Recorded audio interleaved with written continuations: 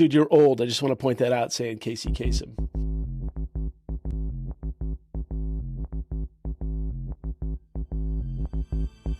Welcome back to the Basic AF Show with Tom Anderson and Jeff Battersby. Jeff, it is, as always, good to see you again. Don't lie, Tom.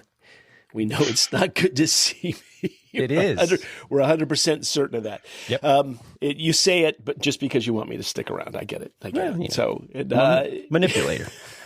Great. As if I don't already have a few of those people in my life. We're also happy to welcome two guests, Tom. We have two guests on the show. First of all, we have Benjamin Jancewicz, who will introduce himself in just a brief moment. And then we have also Dr. Devon Taylor. Sorry if I put too much emphasis on the doctor, but, there's one smart guy in the room, and it's you, and we want to make sure everybody knows that that's the case. I wouldn't go that far. No. What we'd like you guys to do is introduce yourselves. Benjamin, why don't you tell us a little bit about you, and then we'll talk about what our subject is for the day. Sure. So I am tuning in from a tiny village called Kawachikamachi, which is where I grew up in northern Quebec. Say that again, please. Kawachikamachi. It means by the bend in the lake. All right, cool. It's a tiny Native American reservation up in the subarctic of northern Quebec. And I come up here, I try to come up here at least once a year just to reconnect with people I grew up with in the tribe.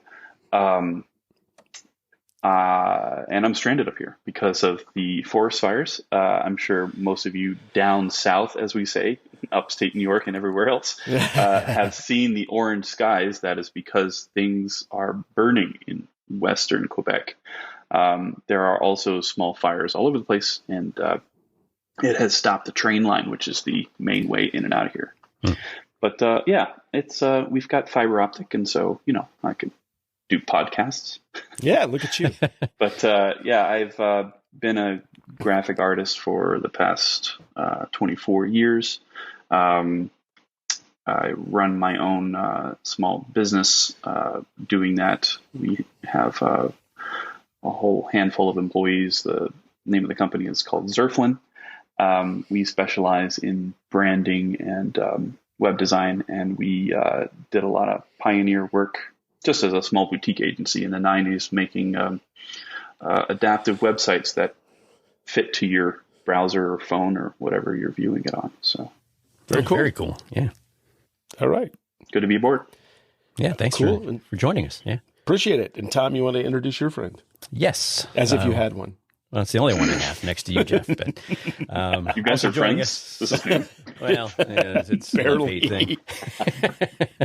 It's tumultuous, and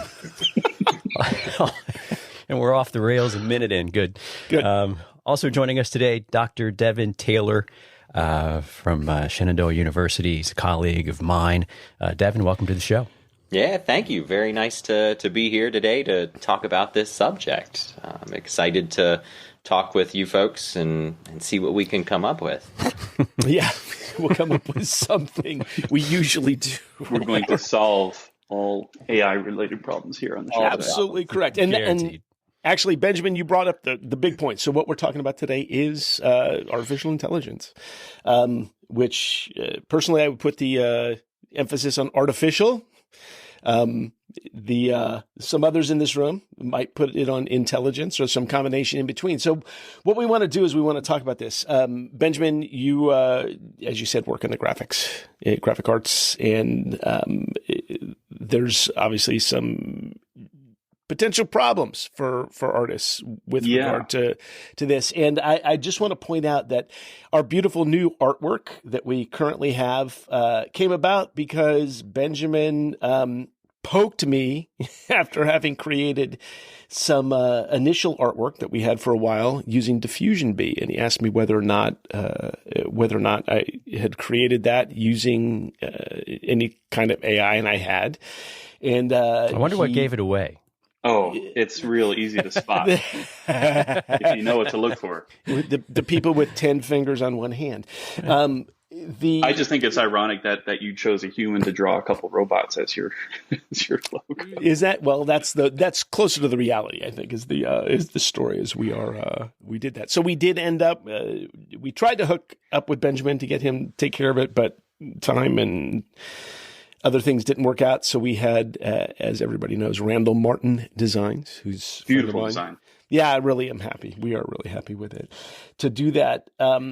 And Devon, you are working in education and trying to find ways to lean into AI as a means of being able to either support students. So I don't want to put any opinions in anybody's mouths. What I'm interested to hear is kind of what your thoughts are on it and how. And we'll start with you, Devon.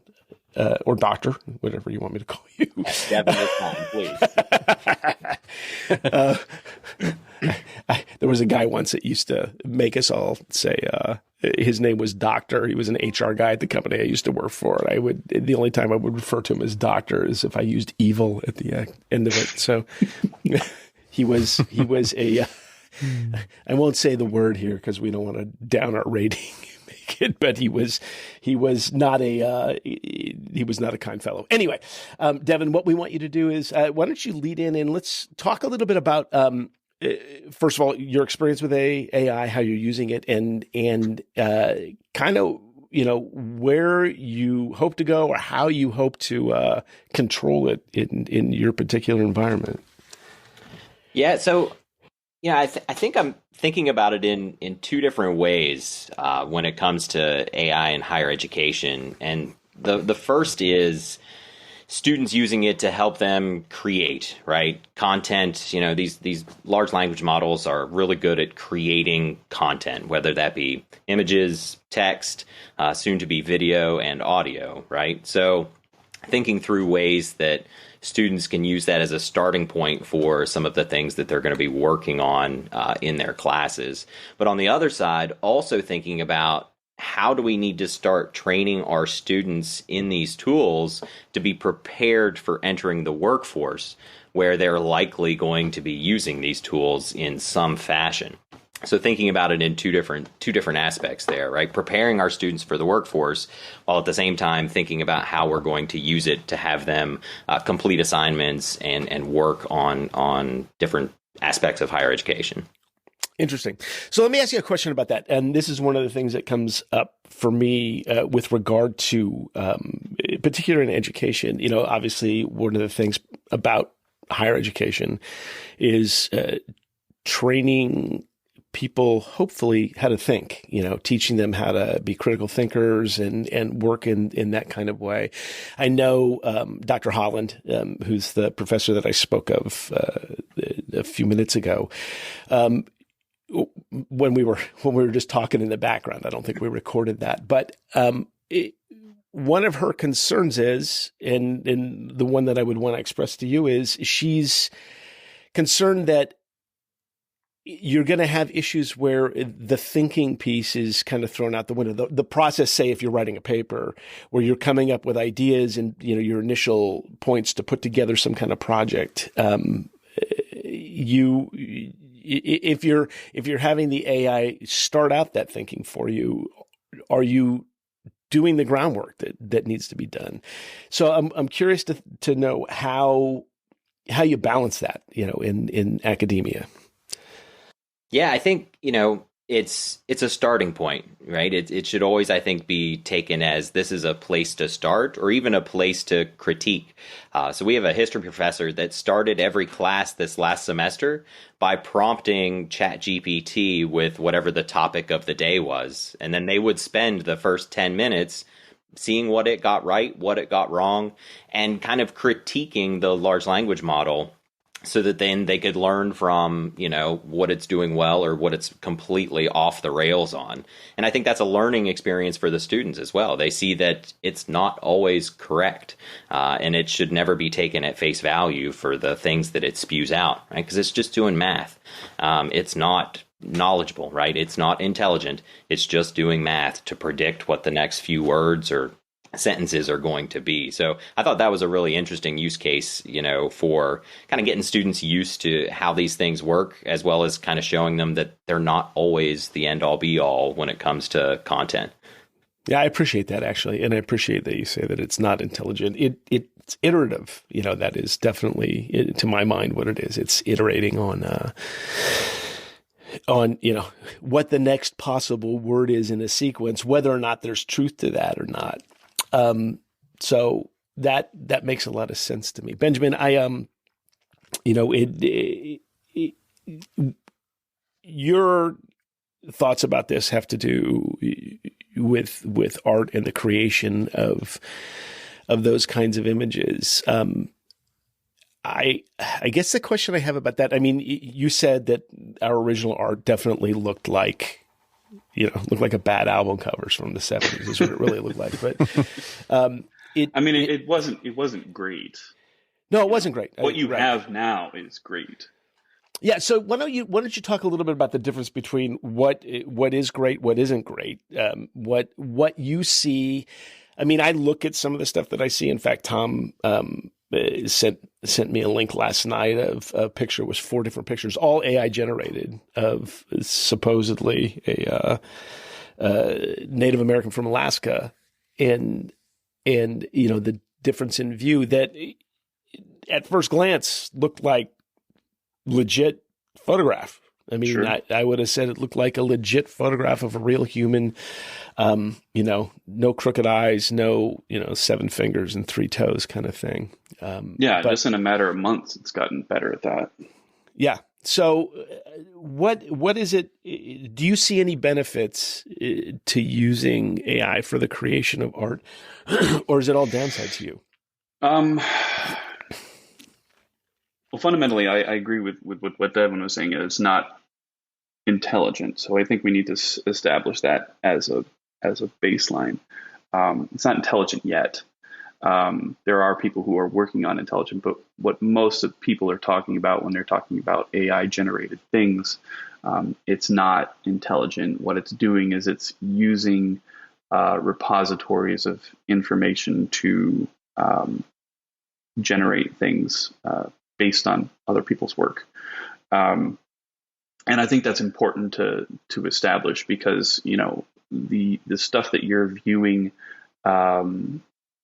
is based on something somebody else did, a person, ultimately.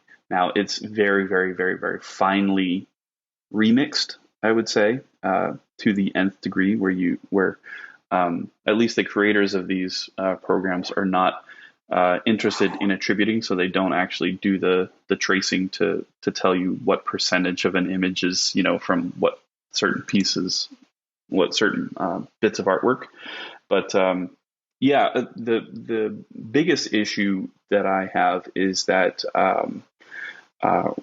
especially in the past even year or so, is that this AI generation has taken leaps and bounds in directions of things that people love doing. Creating artwork, photography, designing things is something that people love to do. I switched majors because of it. I was originally in engineering, and I switched because I love graphic design so much. I would honestly do it for free, but I'm fortunate enough to have people pay me for it. It seems a shame that these tools are being used to replace people who honestly love doing this stuff.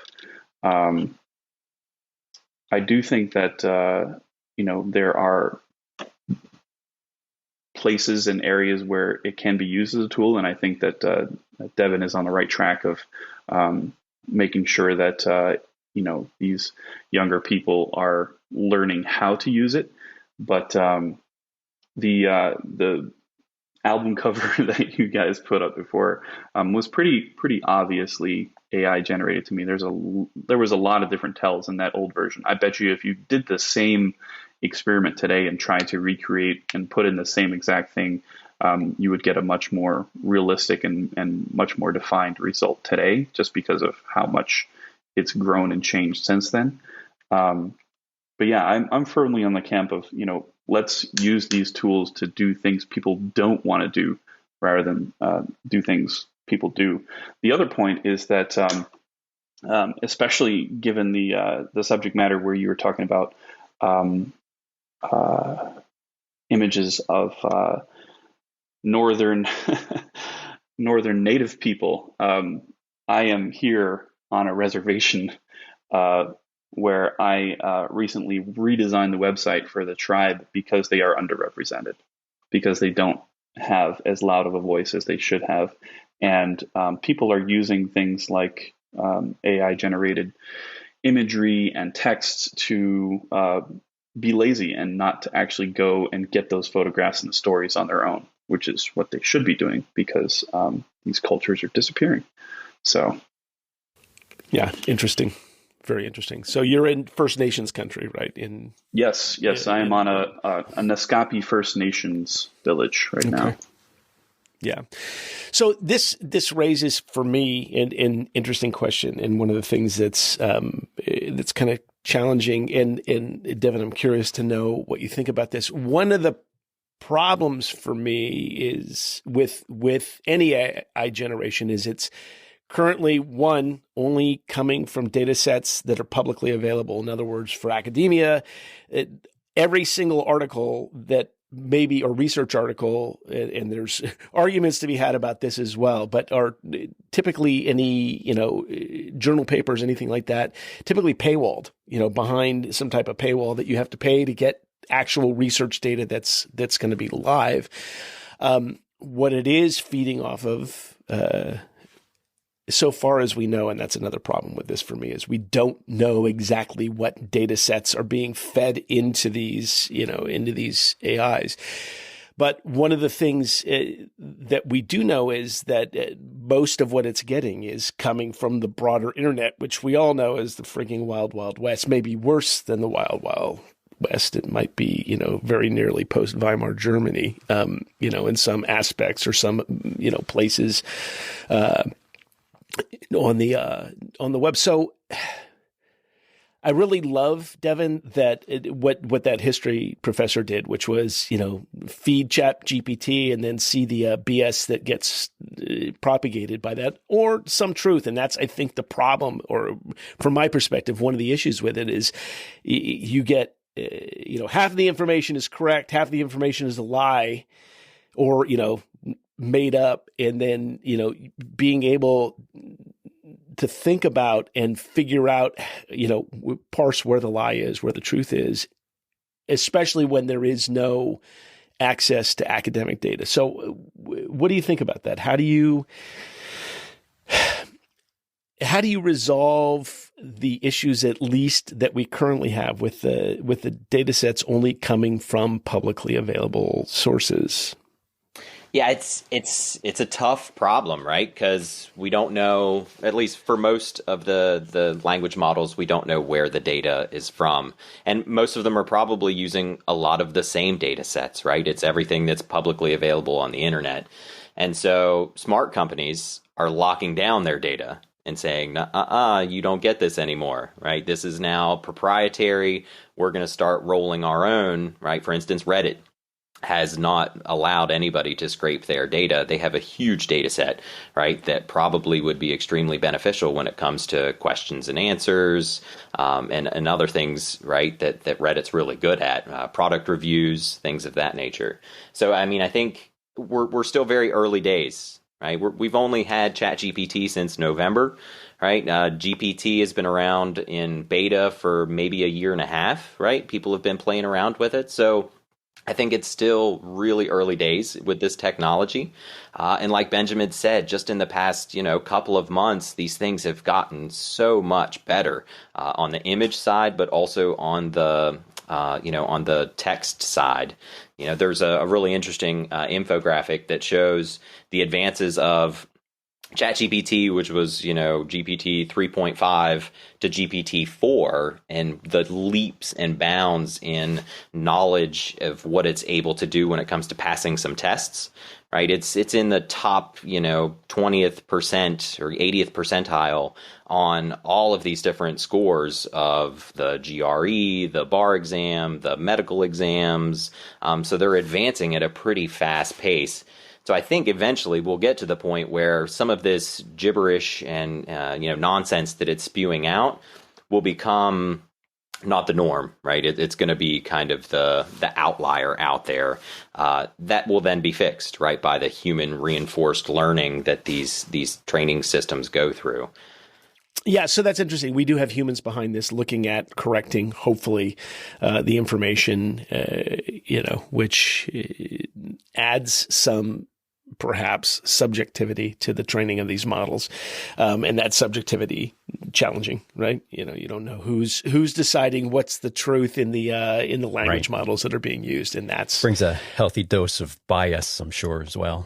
Oh yeah, well, right. If I was training it would, there'd be a lot of stuff that gets. Well, there's also these ethic questions. I don't know. I know, Jeff. I sent you the article about the 150 Nairobi workers unionizing because they weren't paid enough, who were on the back end reviewing all the ChatGPT stuff. So, it's being used actively to exploit Black workers right now, which is not a great look. Yeah, no, and I think that's another interesting question is, Tom sent me an article last night about a radio station. Where was that radio station? I believe that was in Portland, Oregon. Who has a DJ that is now an AI DJ. Sounds just like the woman who is actually DJing the show live. Their thoughts are, well, she can't do it 24 hours a day. So if we have a big event come up, there's traffic issue or there's, a big accident on some highway in Portland or something like that, we just flip on the AI. But we're never, ever, ever going to, use this for real. Well, that's BS, right? If first of all, I will say for the 50 millionth time, I don't like algorithmically, man, I'm in tech and I can't say that word. Algorithms creating playlists for me. They never satisfy. I listen to Radio Paradise, which is a human DJ'd radio station, based out of California, or was based out of California. But I'm never satisfied that the thing that we're getting, and I think this goes to your point, Ben, is going to be as beautiful or as real as something that's human created, because there's no soul. There's no soul. Correct. Right. Which maybe is tech in general. I don't know. Now, I agree with you, especially on the music front, but I also think that there is room for AI in that. I am not a Spotify user anymore. I jumped ship when they wouldn't drop Rogan, but as we're talking on a podcast, but Spotify doesn't carry. Nobody carries this. No. I really loved Spotify's new music algorithm, which did a great job of paying attention to what I was listening to and giving me suggestions of other artists that I might like. It wasn't a Gestapo, and it didn't add them to my playlist, but it gave me the option. Said, "Hey, you want to listen to these? You've been listening to classical for the past month. Would you like to try, these artists, or would you like to, listen to this techno or dance house music because you've been, working out to this?" And I do think that algorithm was really well based, and this isn't new either. I don't know if you guys are familiar with the franchise Jack FM, but the radio station has been around for the past 10 years or so, and it doesn't have a DJ. It plays music, the occasional commercial, but it is mostly just this one guy with pre-recorded announcements, and they're region specific. He's got stuff that talks about Baltimore or New York or wherever you're in, but they just play the hits. They play what they know people want to listen to based on feedback from other areas, and that's all an algorithm. Mm-hmm. And it's fun to listen to. It's not bad radio. It's just music, but there still is, a kind of human behind the scenes running the thing, which I think is important. Yeah. Yeah. Interesting. So I think that's, for me, at least one of the bigger parts of it is that human element, whether or not it's in academia and you've got someone who's, writing a paper. Again, Professor Holland, and I'll make sure she listens to this so she knows she's been shouted out several times in this. She'll tell you that it's pretty obvious, when it is that someone has used one of these algorithms to write a paper. And I think the other problem, might be an interesting question for you, is that when she's when these things have potentially come before academic boards, technically that would be plagiarism. If I'm not writing it and it's being written or mostly even outlined by something like ChatGPT, how do you address that? How do you address that from an academic perspective? Do you say, yep, everybody has the right to at least, outline it this way and use ChatGPT to at least write the skeleton around what it is that you're going to put together as a paper? I mean, how do you think, Devon, at Shenandoah and maybe at other universities, because you've probably spoken with other people in these in the same seat as you in these places, how do you differentiate? How do you either, I don't want to say punish, but maybe that's it. How do you handle these particular issues? Yeah, Ben just put a student on the chopping block. Benjamin, sorry, Ben. I mean, how do you handle that kind of stuff? How do you? Some might argue that academia has lost its rigor, but how do you make sure that you're still being rigorous, that you're thinking? The one example that you gave about history is good, but what about me, the student who goes home and spits a couple of questions into ChatGPT and makes that my response for what it is that I'm doing?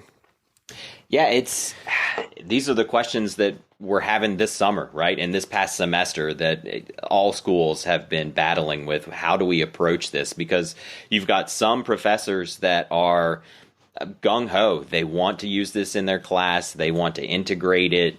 They want their students to become, proficient in how to use these. And then you have other professors that are 100% completely against, right? They don't want any of their students to do anything with a ChatGPT. So balancing syllabi, right? What does the syllabi say for the student per course, rather than having something at the institutional level that either says yes or no. I think we're leaving it up to the individual faculty member to make that kind of determination for their students in their own individual course as to how they want to approach this particular technology. And of course, we've got support folks that are there to help if they want to think about ways to integrate it into that English class. Then we've got some folks that are there to help kind of walk them through ways that they could use it. If it's a creative writing course, right, I can think of ample ways that we could come up with, okay, here's a list of 10 ideas for a particular story in this genre. All right, now get rid of all of them, right? Because that's what the AI came up with. Let's think outside of what the AI is coming up with. Or coming up with, screenplays or other things, right? There's, I think, ways to integrate it into the writing process that aren't write me a 5-paragraph essay on a topic, right? And so trying to make faculty think of ways that it could be used to expand what their students are capable of versus just replacing what their students are doing, I think is the challenge that we have now. Because everybody, I think, just thinks of, all right, I'm going to type into ChatGPT, write me a 5-paragraph essay on, the Shakespeare, right? Shakespeare's life. And then students are just going to submit that. But I don't think if you're giving assignments like that, then that's probably not a very good assignment anyways, right? Right. So it's kind of thinking through how we assess students. And I think it is causing us to rethink how we assess students in this age, because I think it's going to have to change a little bit. I think honestly that academia is a little bit behind the ball, because this kind of the lazy student isn't anything new.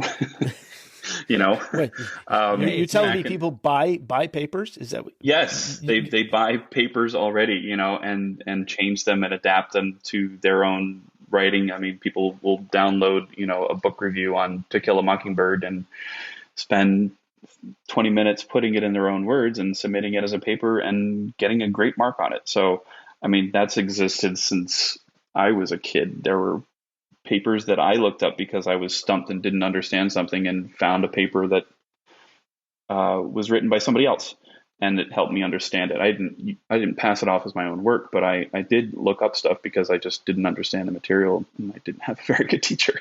But I don't think that I think that in a large part, academia has been kind of ignoring that problem for a very long time. I'm glad that you're actually taking the bull by the horns and actually facing it front on and dealing with it, and recognizing that, the students that you are teaching are going to be exposed and to be using these tools, and that they might as well learn how to use them in effective ways. But yeah, again, I think that it's all about the critical learning to how to critically think, which is what I think Jeff was kind of alluding to, is that's what the purpose of education is. And I think that, even when I was a young student, the main reason why any of us would try to buy a paper online was because we were overworked and overwhelmed by classes, and we actually did want to do a good grade, and we're trying to figure out all of the tools that would help us do so. But because, it wasn't recognized or acknowledged by any of the instructors, I wish instructors had got up in front of the class and say, hey, listen, I know you can buy essays online. The point is not the essay. The point is to think about the material. That's what I'm trying to get you to do. And if writing an essay is not the most effective way to get students to think about the material, then maybe the essay is the problem, and there should be other ways to complete those tasks. Yeah.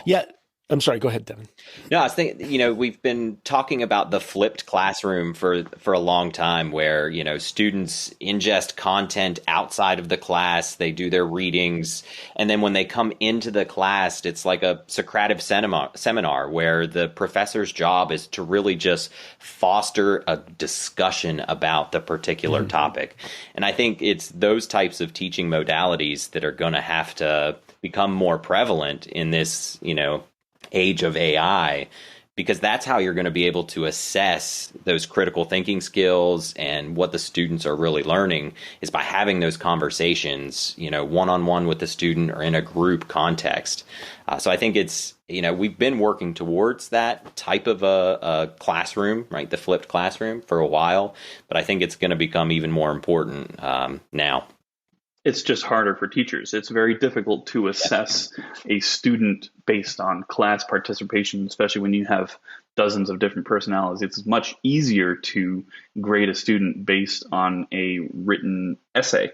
And so, the teacher is often trying to do the easy thing for them by having people write essays, and the student is trying to do the easy thing for them by, getting the essay from somewhere else. Right. So it's really about, time saving and trying to get through the thing rather than actually absorb the thing, which I think is a huge issue. And I think it's at the root of how AI is being misused. Yeah. So 2 thoughts about this. First of all, Devon, you said a few minutes ago that these AIs are able to pass things like the LSAT pretty easily, or other tests that we currently use to get people into various forms of education, whether it's law school or medical school. As someone who sucks at taking tests, always have, I have always been challenged that way. Although, I think that I was smarter than I ever thought I was because I sucked at tests. Toot my own horn here, or trying to toot a horn that maybe doesn't need to be tooted. But I think this speaks to, and to your point, Devin, this speaks to the way that we view education. I know students will always come in to professors, and I don't think this is as true, in secondary education, but in like high school education, but in college, people that are expecting to get an A, the A is the thing, right? It doesn't matter how you get to the A, what the A is, or what that is. And I will say again, talking up Professor Holland, I only had this professor in graduate school. All of her classes were wrangling about ideas, and then learning to take the things that you wrangled with and put them down, on paper. Cheater's going to cheat. There's no getting around that. If you're not in school, and I think, the way that we think about education is typically, I'm going to get a job and then I'm going to go make $1 million. That's kind of the idea, rather than I'm coming to this place to play with ideas and learn something I don't know and get out of my comfort, whatever my comfort space is, to be able to hear things and learn things and think about things. So there's something to be said for, I think anyway, you're not going to get around the people that want to cheat. You're not going to get around the people taking a shortcut to get to something good, like me using Diffusion B to create a piece of artwork. Granted, we needed a piece of artwork yesterday when we were, doing this the first time. That was the whole idea behind it.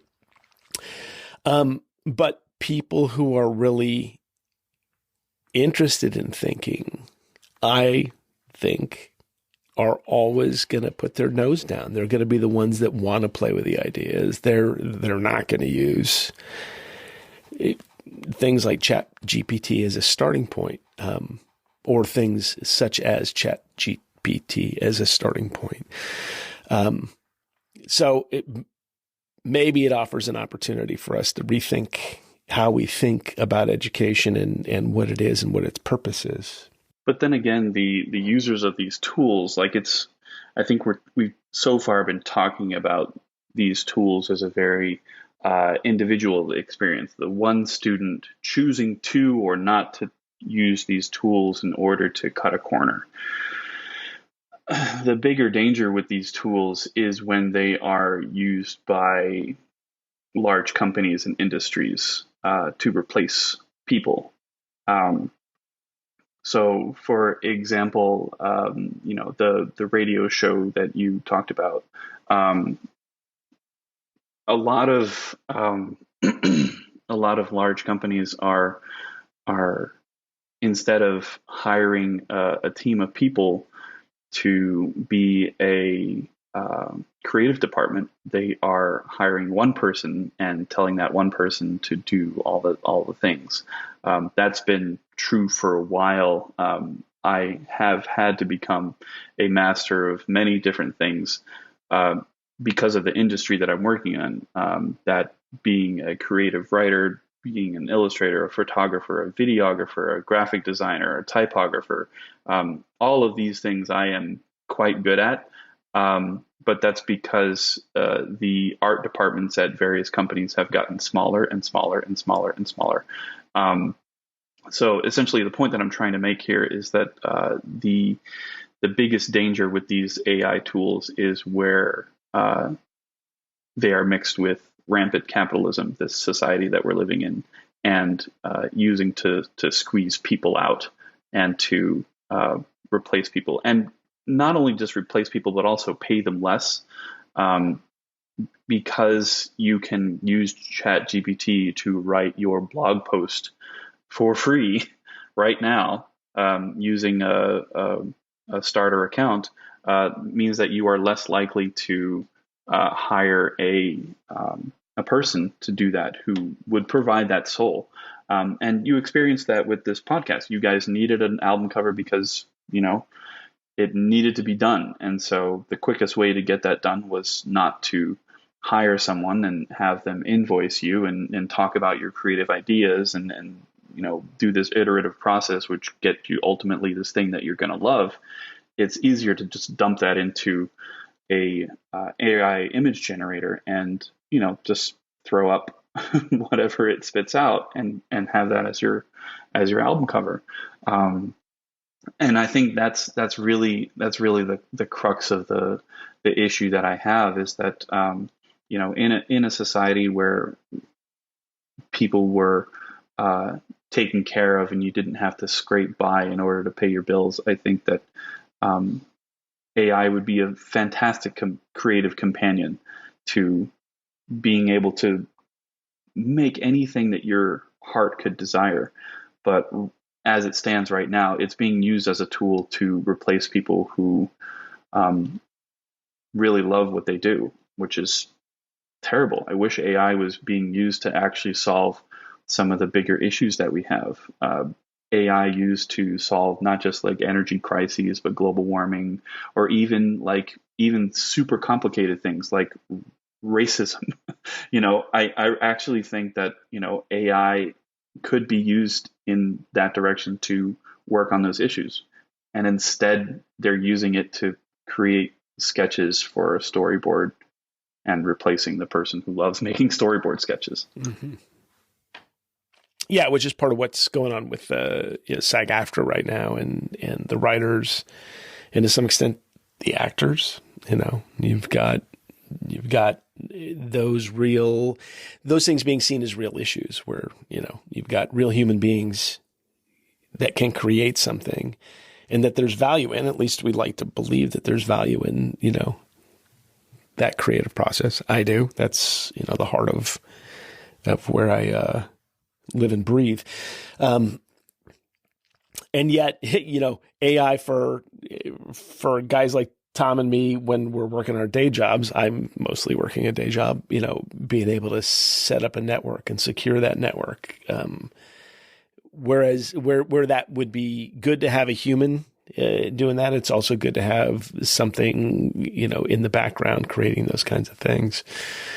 So I do think there's maybe a flip side to that too, where, these tools are democratizing content creation, right? They're making it so that me, who can barely draw a stick figure, right, could create something for my personal website, right? An image or a starting paragraph, a bio about some particular thing. So I do think it's enabling folks to have more creative expression than they were able to have before. It's making it easier for them to be expressive. So it is, and there's no doubt it's going to impact jobs, but I do think it is also going to lead to an increase in creative expression for those folks that maybe aren't artists or aren't good writers or, aren't good creators of music, right? I think it's going to lead to an explosion in that as well. I wouldn't call that democratization of anything. I would call that the replacement of things. You're just choosing a different partner, rather than partnering with an artist to help you create the thing that you want to create. You are partnering with a machine, to create the thing that you want to create. It's not like you are doing the creation at all. You are just partnering with a different source. And but isn't part of that the same thing that they said when Photoshop came in and the old school film photographers said, you're not a real photographer because real photographers use film? No, I think that what that's getting at is more about the difference between having a tool and having a solution.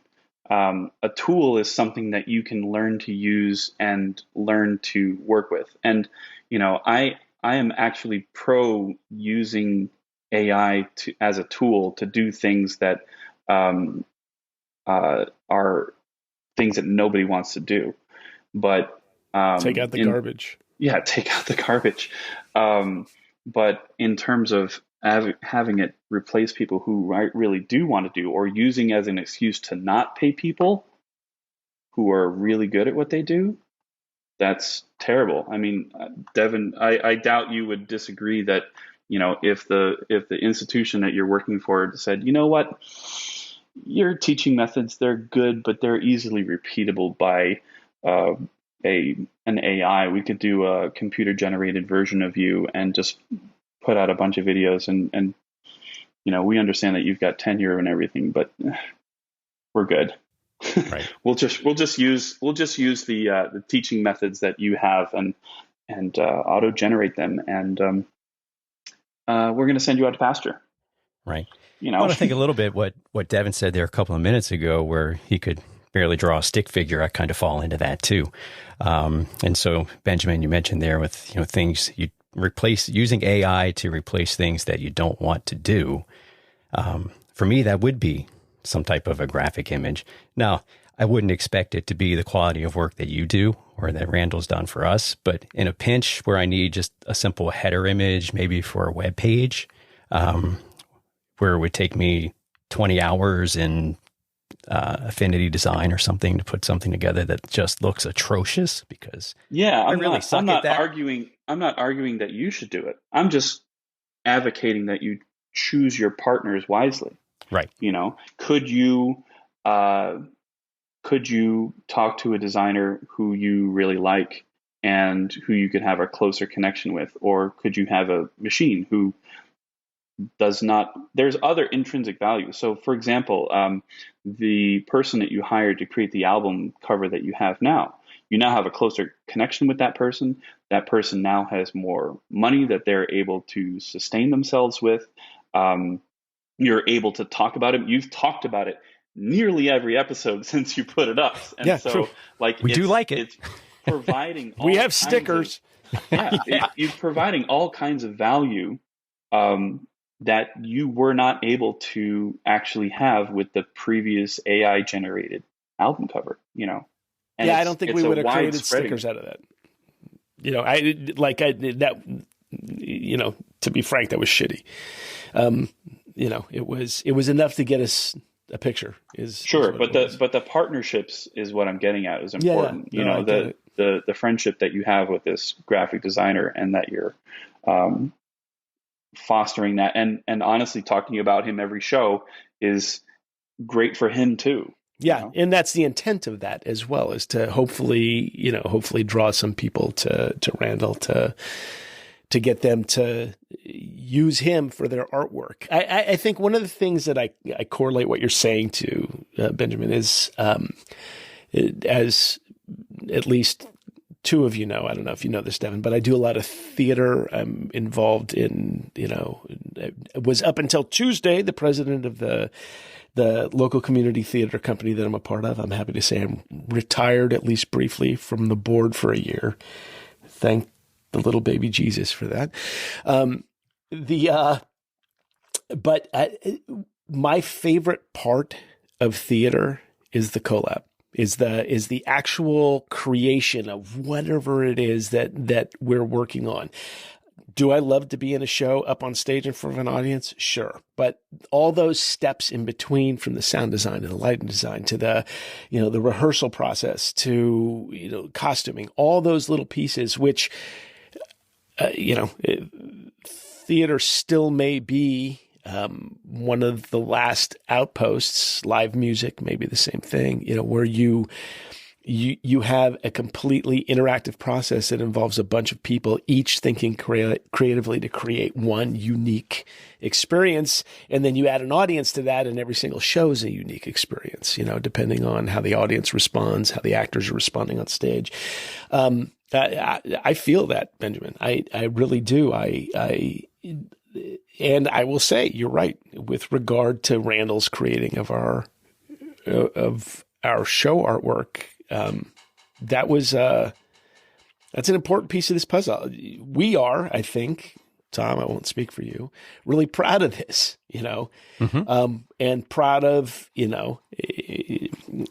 sorry, Tom, your droopy eyes and my balding head. Well, that's why we're not models, Jeff. Yeah, This isn't the first time that we as humanity have cut corners in terms of labor costs. We have a very storied history of doing that, and it does not usually turn out well. We, captured Africans and dragged them over to the Americas and had them pick cotton because we didn't want to do it. So, there's countless.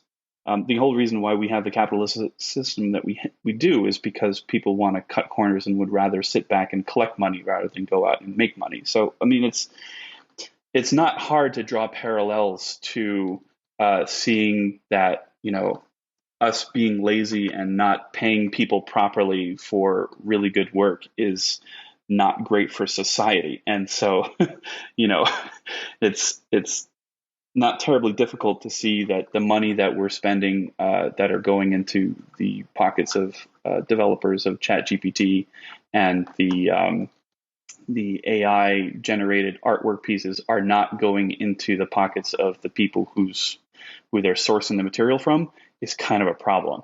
So, I mean, yeah, sourcing the material is a key feature there. And Tom, look, politics, baby.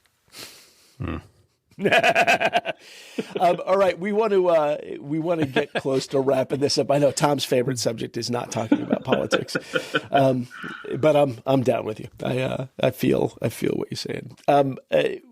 We try as we all sit here on $2,000 MacBooks, by the way. Yes, I mean it's a risky thing to bring up on a show where we're all about Mac products and we review them and use them. I am one of those users. I am a self-defined techie, but I do think that it's important to also think about the ethics of what we're doing and also how we're using these tools and whether or not we are furthering society towards moral degradation. Yeah. And by the way, these products that are built, in other countries with much lower price points for labor. All right, battery components are hard to get. Yeah, they are. Yeah, dude, they are mined up here in the subarctic where I'm currently sitting. Yeah, and and it is tricky. I mean, there's good in lots of things, there's bad in lots of things, but you've got to pay attention to both. I mean, you do. Yeah. It's not all good. It's not all bad. I mean, when we look at the march of this stuff, we talked about the radio station, 20, 30 minutes ago there. And I've got some history with that going back to my dumb teenage years. But even back then, like the trend even then was, syndication was a thing, right? Casey Kasem's American Top 40. Mm-hmm. Right. And so there was a local person. Dude, you're old. I just want to point that out saying Casey. Well, no shit. I'm on this show. Casey Kasem has been around a long time. Bro. Yeah. Anyway. Yeah. But, and with that. And so if you're playing that, here's one. Maybe you guys will remember Dr. Demento. Oh, yeah, of course. Yeah. Yeah. See, Jeff's old too. No, shut up. But I mean you're absolutely right. Casey Kasem and the syndication put a lot of radio DJs out of business. Yeah. A lot of them, because they used to do the top 10 and they were all replaced by him. Yep. Right. And as soon as they could deliver that digitally, it was even more of an impact because at a time they would send it to you, like King Biscuit Flower Hour and all those things. They would send it to you, which was weird. I don't know how they pressed so many albums. And I still have some in my garage if you ever want to check them out. But they would send you the album and you would play it. So there'd have to be somebody there for that. And then you'd play your commercials when they had their breaks, then you'd start the record again and it would start playing the next segment. But once, like, kind of, pretty sure it was satellite initially, once that kicked in, that took out the need for the person to sit there and do it, because then it was digital. And then you could have a system play the commercials when you needed it. So there's some more automation taking people out of the picture. Radio got deregulated. And so a lot of the mom and pops were picked up by Citadel and Clear Channel and all of those. And then you would have one guy in Boston who would do the voice tracks for kind of like what you're talking about, Benjamin, with Jack FM. Yep. Right. Yep. He'd do the voice tracks, send them out to Albuquerque, Santa Fe, Spokane, wherever he's at. And then they would just dump those into the digital system that they have. Right. So this stuff's been going on, and you guys have probably seen the meme, like, for Excel, they have the picture of looks like it's in the 40s or 50s. For all I know, it's an AI generated picture. Who knows? But it's a bunch of people working in like the accounting department, and they're all head down on the ledger, right? And they're all and they're like, Excel replaced this whole wing of the building. Right. But the question is whether or not those people wanted to have those jobs or not. Right. Was it hell hard to answer for them? Right. Which is hard to answer. But I don't think it is very hard to answer for creatives. I think creatives typically love the work that they're doing. That's why they get into it. It's a risky field. Being a creative is very, very difficult to sustain yourself, much more than, being a doctor or a lawyer or anything else that, your You should try being a podcaster. Although that's changing that too, by the way. But, those fields are already risky, and it's almost unanimously all the creatives are saying, no, we love doing this. Don't take this away from us. Whereas, are there any pieces of that work that you don't like? Is sure. That you might consider using that to like say, God, I hate this part, let it do it. Absolutely. And there are ways that I use those tools to do those things. So like, for example, when I used to be a pretty avid wedding photographer, and I used to do a lot of that work. And I would use Adobe Lightroom to edit the first photo, and then I would take all of the settings from that editing and apply them to all of the rest of the photos all at once. There were 50 photos, all taking the exact same lighting in the exact same place, and I'd be able to just and edit them all at once. And that's a form of AI. It's an algorithm. But I don't know a whole lot of people that want to sit there and edit a photo one by one and, do all of the individual sliders, until it's, absolutely perfect when it's just the same as the previous photo. That's my point. Don't take away stuff that people actually want to do. If they're out of that 100 number of accountants that were sitting in that room, if one or two of them really loved what they were doing and the rest of them were like, nah, this is hell, give those one or two the Excel document and let them run it from there. And that's what we have done. The people in accounting departments now are people who love Excel and love what it does, and they're total nerds about it, and more power to them. I'm not one of those people, but it's a way to let people continue to do what they're passionate about, and also pay them properly. That's an important part of this, is to not cut corners where you're just doing it to save a buck. Yeah, and I heard, and Jeff, I think I brought this up when we talked a little bit about this with Kirk McElhearn on the classical show. Yeah. Cal Newport's done some pretty good thinking on this stuff, and he's written some books, and he's a computer science professor at Georgetown. And I think it was on the Focused podcast that I heard him talk about this. Like, what's it all going to mean for jobs, right? And his take, at least then, and it's paraphrased, so there's some nuance around it I'm probably missing, but he said that he does expect there will definitely be some contraction, which I think the four of us probably kind of agree with. But he also thought that's an immediate thing, But then as we kind of dip out of that, it's going to bring with it some type of a recreation that will bounce things back. I would encourage you to check out his stuff just to get the details, because I didn't give it justice, but but I think it's, but it's just like we were talking though with that room full of the ledger workers and everything, and with Excel. And I think that's a good example though, because, I know Devon, we use it a lot at the office, more, I think, Google Sheets for collaborative stuff, but same principles, that has brought a lot of that to just, ordinary people, because you don't really need the accounting, I guess, maybe hardcore accounting background to put some stuff into a sheet and run some formulas and then look up some formulas on YouTube, how to use them, and then drop them in.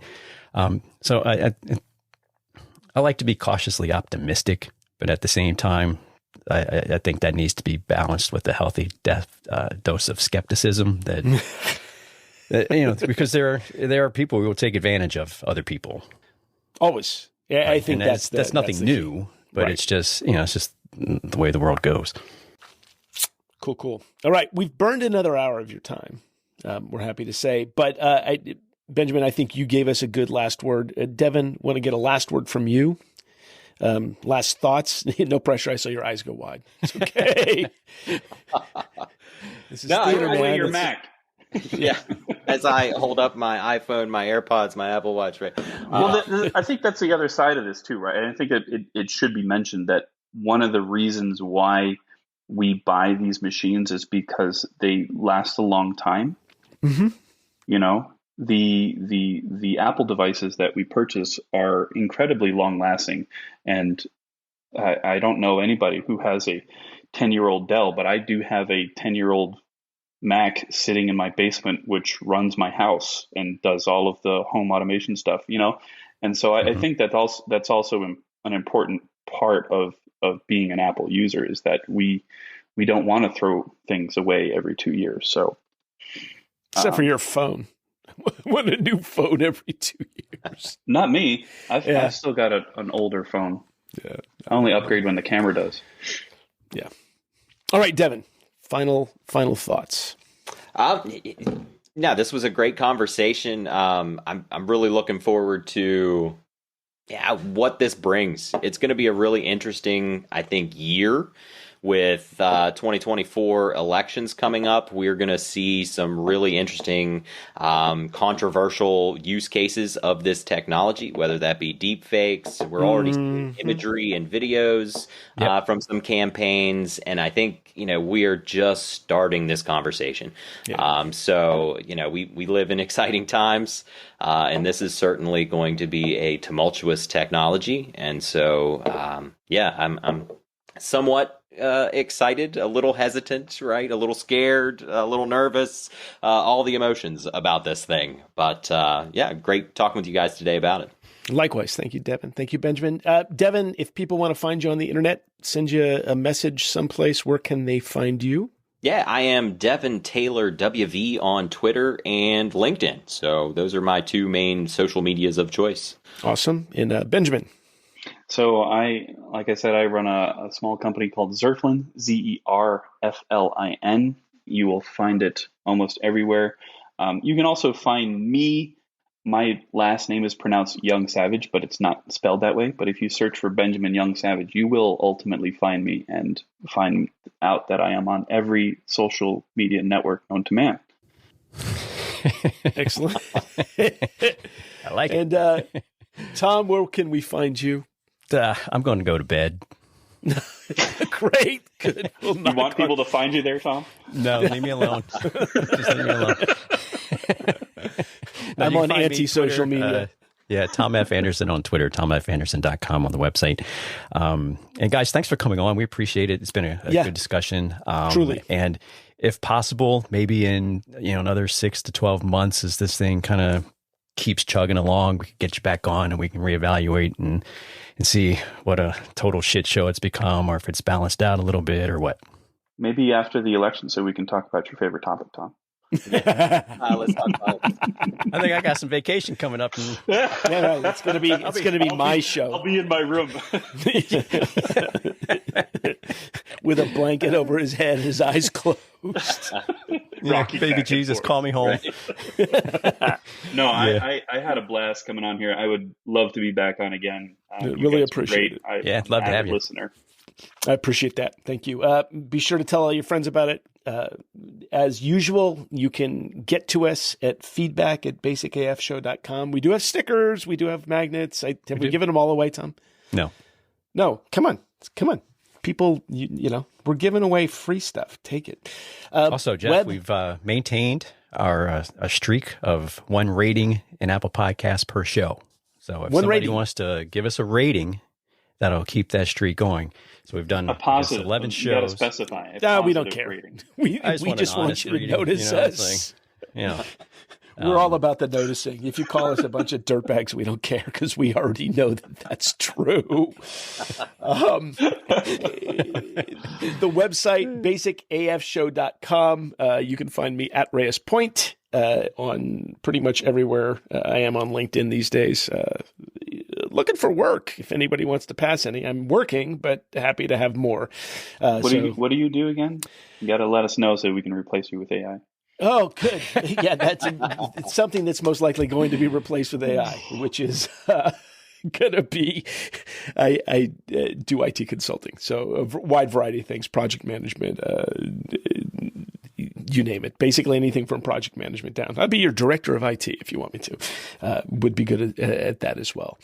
Theme music, as always, by Psychokinetics, and you'll find links to Psychokinetics in the show notes. As I said before, Celsius 7 frontman, one of the front men for Psychokinetics, has a new album out, which we'll have a link to as well. Podcast artwork by Randall Martin Design, which, yes, we are very pleased that we have real artwork by a real human being.